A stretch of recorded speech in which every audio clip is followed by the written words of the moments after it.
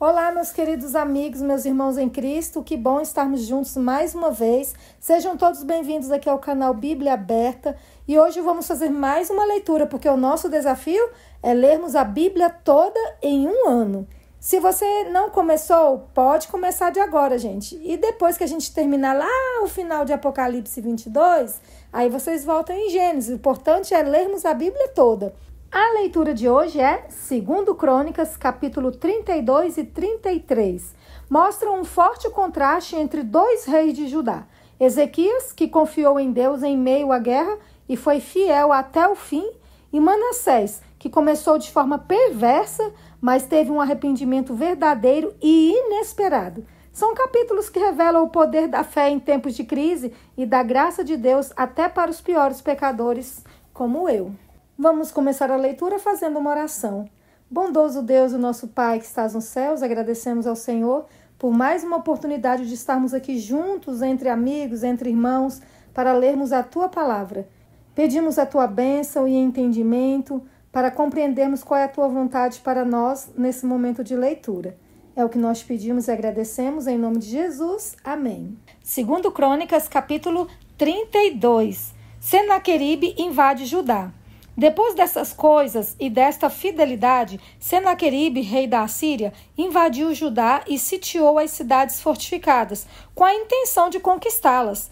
Quando Ezequias viu que Senaqueribe tinha vindo e estava resolvido a atacar Jerusalém, decidiu, em consulta com os seus oficiais e os seus homens valentes, tapar as fontes das águas que havia fora da cidade, e eles o ajudaram.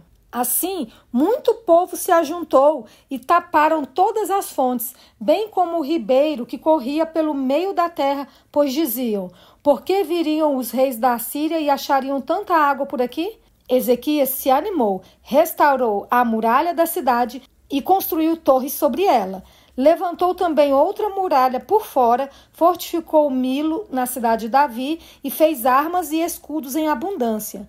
Pôs oficiais de guerra à frente do povo, reuniu-os na praça junto ao portão da cidade e lhes falou ao coração dizendo: sejam fortes e corajosos, não tenham medo, nem se assustem por causa do rei da Assíria, nem por causa de toda a multidão que está com ele, porque conosco está alguém que é maior do que o que está com ele. Com ele está o braço de carne, mas conosco está o Senhor, nosso Deus, para nos ajudar e para guerrear as nossas guerras. O povo se animou com as palavras de Ezequias, rei de Judá. O rei da Assíria afronta Ezequias e o Senhor.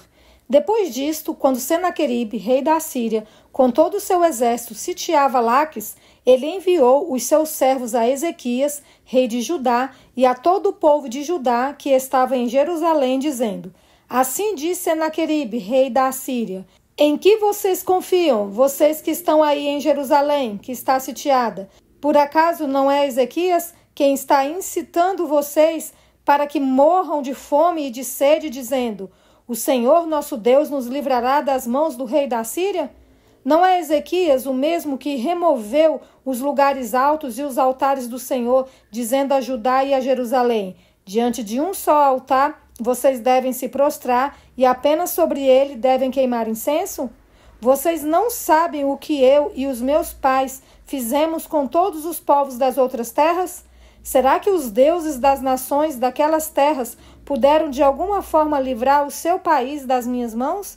De todos os deuses daquelas nações que os meus pais destruíram, qual deles foi capaz de livrar o seu povo das minhas mãos? Então, como o Deus de vocês será capaz de livrá-los das minhas mãos? Portanto, não deixem agora que Ezequias os engane, nem que os incite assim. Não acreditem nele, porque nenhum Deus de nação alguma, nem de reino algum, foi capaz de livrar o seu povo das minhas mãos, nem das mãos de meus pais. Muito menos o Deus de vocês será capaz de livrá-los das minhas mãos. Os servos de Senaqueribe falaram ainda mais contra o Senhor Deus e contra Ezequias, seu servo. Senaqueribe escreveu também cartas para blasfemar do Senhor, Deus de Israel, e para falar contra ele, dizendo: assim como os deuses das nações de outras terras não livraram o seu povo das minhas mãos, assim também o Deus de Ezequias não livrará o seu povo das minhas mãos.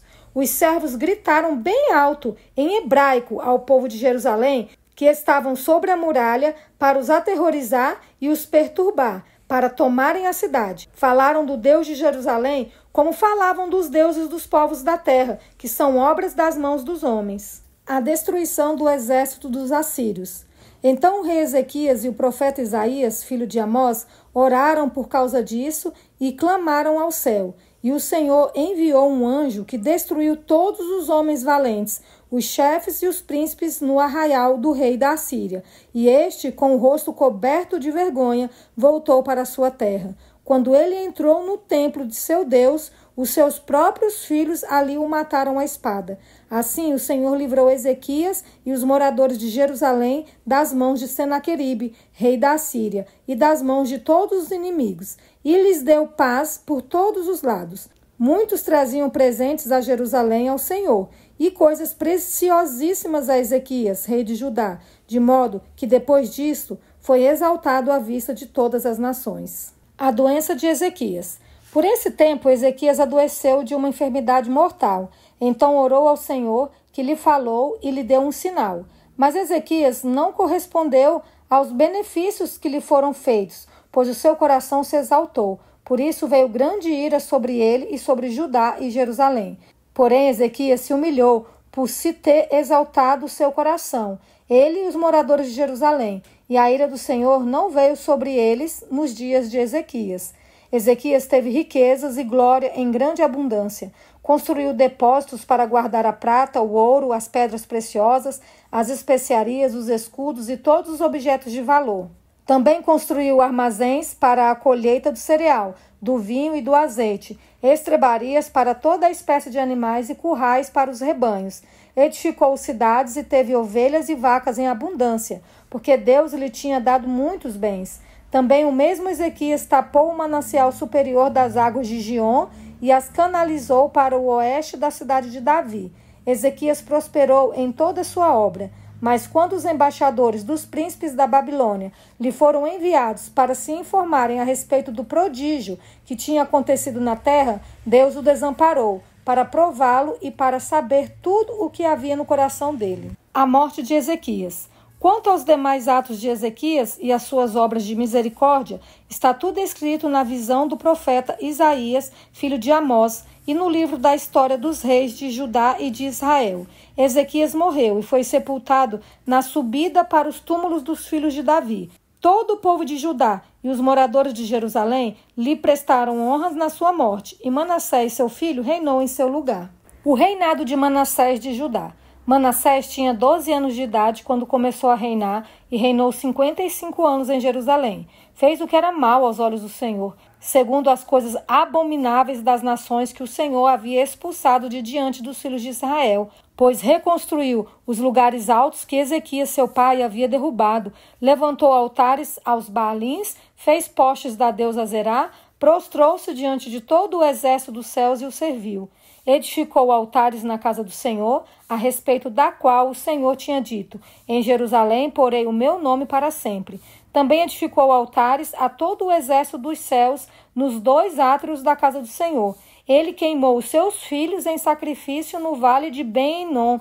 Adivinhava pelas nuvens, era agoureiro, praticava feitiçarias e tratava com médios e feiticeiros. Fazia continuamente o que era mal aos olhos do Senhor para o provocar a ira. Também pôs a imagem de escultura do ídolo que tinha feito na casa de Deus, a respeito da qual Deus tinha dito a Davi e a seu filho Salomão: neste templo e em Jerusalém, que escolhi de todas as tribos de Israel, porei o meu nome para sempre, e não removerei mais o pé de Israel da terra que destinei aos seus pais, desde que eles tenham o cuidado de fazer tudo o que lhes tenho mandado, conforme toda a lei, os estatutos e os juízos dados por meio de Moisés. Manassés de tal modo levou o povo de Judá e os moradores de Jerusalém a andarem errantes, que fizeram pior do que as nações que o Senhor tinha destruído de diante dos filhos de Israel. O cativeiro de Manassés e a sua oração. O Senhor falou a Manassés e ao seu povo, porém não lhe deram ouvidos. Por isso o Senhor trouxe sobre eles os comandantes do exército do rei da Assíria, que prenderam Manassés com ganchos Amarraram-no com correntes e o levaram para a Babilônia. Ele, angustiado, suplicou ao Senhor, seu Deus, e muito se humilhou diante do Deus de seus pais. Orou ao Senhor, e o Senhor se tornou favorável para com ele, atendendo-lhe a súplica, e o fez voltar para Jerusalém, ao seu reino. Então Manassés reconheceu que o Senhor é Deus. Depois disto, Manassés construiu a muralha de fora da cidade de Davi, a oeste de Giom, no vale, e a entrada do portão dos peixes, abrangendo Ofel. Ele fez uma muralha bem alta. Também pôs chefes militares em todas as cidades fortificadas de Judá. Tirou da casa do Senhor os deuses estranhos e o ídolo, bem como todos os altares que havia construído no monte da casa do Senhor e em Jerusalém, e os lançou fora da cidade. Restaurou o altar do Senhor, sacrificou sobre ele ofertas pacíficas e de ação de graças, e ordenou a Judá que servisse o Senhor, Deus de Israel. Porém, o povo ainda sacrificava nos lugares altos, mas somente ao Senhor, seu Deus. A morte de Manassés. Quanto aos demais atos de Manassés, a sua oração ao seu Deus e as palavras dos videntes que lhe falaram em nome do Senhor, Deus de Israel, está tudo escrito na história dos reis de Israel. A sua oração e como Deus se tornou favorável para com ele, todo o seu pecado, a sua transgressão e os locais onde edificou lugares altos e colocou postes da deusa Azerá e imagem de escultura, antes que se humilhasse. Eis que está tudo escrito na história dos videntes. Manassés morreu e foi sepultado na sua própria casa, e Amon, seu filho, reinou em seu lugar. O reinado de Amon de Judá. Amon tinha 22 anos de idade quando começou a reinar e reinou 2 anos em Jerusalém. Fez o que era mal aos olhos do Senhor, como Manassés, seu pai, havia feito. Ofereceu sacrifícios a todas as imagens de escultura que Manassés, seu pai, tinha feito e as serviu. Mas não se humilhou diante do Senhor como Manassés, seu pai, tinha se humilhado. Pelo contrário, Amon se tornou mais e mais culpável. Os seus servos conspiraram contra ele e o mataram em sua própria casa. Porém, o povo daquela terra matou todos os que conspiraram contra o rei Amon e proclamou Josias, filho de Amon, rei em seu lugar. Concluímos a leitura de hoje com uma grande lição. Quando confiamos em Deus diante das ameaças, Ele guerreia por nós. Mas até os mais fiéis precisam vigiar o coração contra o orgulho. Nenhum pecado é grande demais para a misericórdia de Deus quando há arrependimento sincero. Esse é o momento de nos arrependermos de nossos pecados diante de Deus, porque a misericórdia de Deus se renova a cada manhã. Que Deus te abençoe grandemente e aguardo vocês aqui amanhã, se Deus quiser.